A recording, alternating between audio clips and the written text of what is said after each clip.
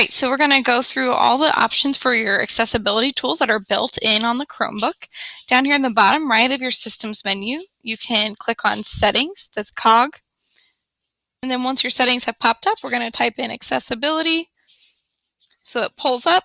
We want to make sure this is turned on. Always show accessibility options in the System menu. So turn that on, and it should be blue. Mine's on, so I'm good. What that means is in this bottom right Systems menu, I should see this icon. When I click on it, it opens up all of our different options for accessibility. The Chromebox one is an extension. It works well sometimes, but is not always reliable, so I wouldn't really recommend that one. Select to Speak is nice. Once we turn that on, you'll notice that there's a green check mark, and it popped up down here. All right, Select to Speak requires you to do an additional step in order for it to work, which is why it creates a button down here. So click it, turns it off, click it, turns it back on. So let's say I actually want to use Select to Speak. I have to click that button. To enable it, it changes the icon to let you know it's ready, and you're going to select what you want it to speak. COVID-19 school closure information. You can do that for anything, and it will read it out loud to you, and it highlights it as it goes, which is really nice. Again, you have to turn it on, highlight what you want it to read. Updates from the superintendent. The Google Doc below will be updated by Dr. Greuter as new information is released. Please continue to check this page for updates rather than printing the document. It does go back to this kind of like X out every time to let you know that it's done. So let's go ahead and turn that one off and switch to dictation. So kind of the opposite. Let's say you have trouble typing as much. Notice it did pop up an icon down here.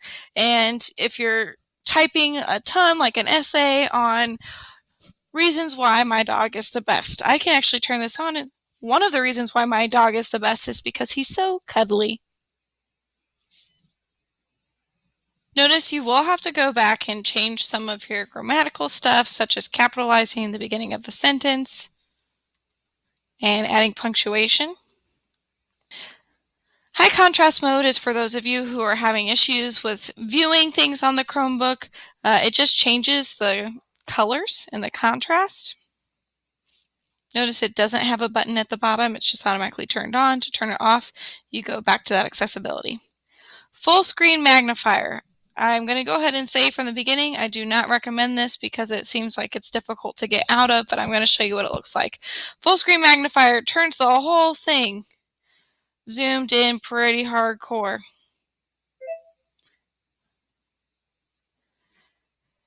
The way that you can get from left to right is by using your corners. Same thing with going to the bottom, which is how I'm going to turn this off.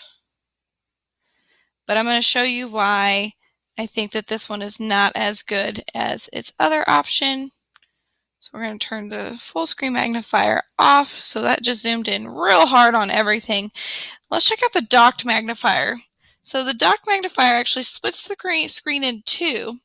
So you notice the bottom of my screen has everything in normal, just 100% viewing. But at the top of the screen, it's zoomed in wherever my arrow is. So that'll help you view what you need to view without zooming in on everything.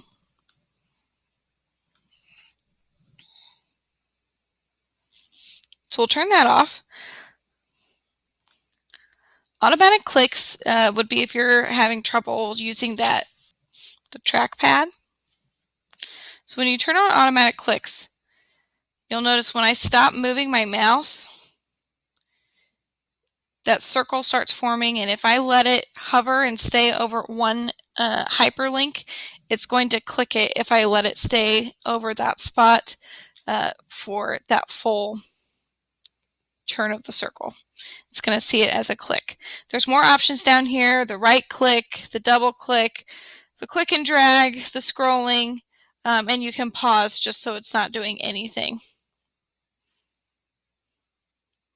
And you can move these as well. So we're going to turn that off. And let's go to our on-screen keyboard. So the on-screen keyboard for the accessibility tools that's built in is just going to pop up when we're typing. Here it is. I could see this being useful mainly if you had a touch screen, which we do not have, or if maybe one or two of your keys on your Chromebook broke, so everything else is working, but you just need to be able to access this. I do want to go ahead and show you that in your extensions, you should have this virtual keyboard. If you turn it on, then it pops up a much bigger keyboard, and it gives you the options for math symbols as well. So, just a thought.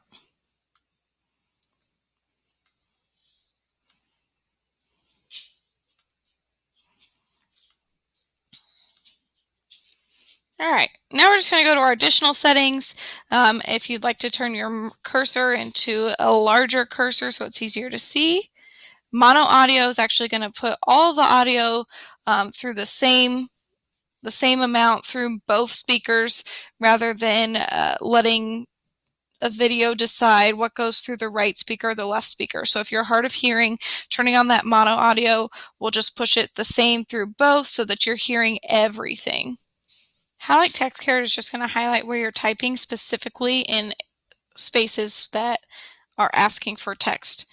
So as I'm typing, notice it's highlighting that section. Highlight mouse cursor is just going to keep that red on it at all times so that you don't lose it.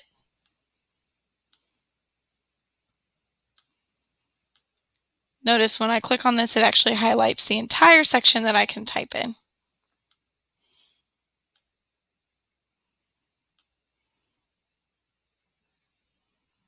That was the highlight object with keyboard focus.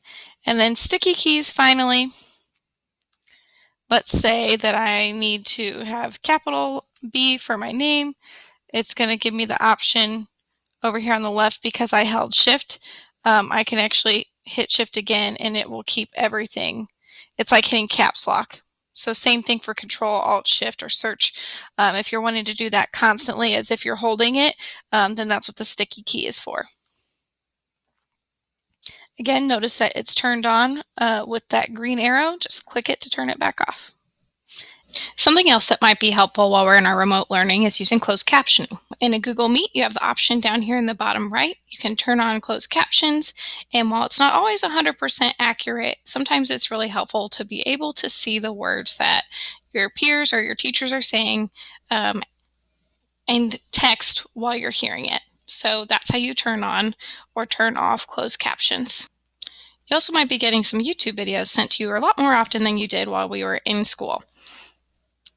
A lot of those YouTube videos have this option at the bottom for closed captioning. Click it to turn it on. And while it's not always 100% accurate, again, like Google Meets, it is nice to have while you're watching a YouTube video. There's a lot of information in this video about accessibility tools, but I'm also available. You can reach me at rbramwell@ep309.org if you have any questions or just would like some assistance in getting these accessibility tools working for you. So please don't hesitate to reach out to me and hope this is helpful.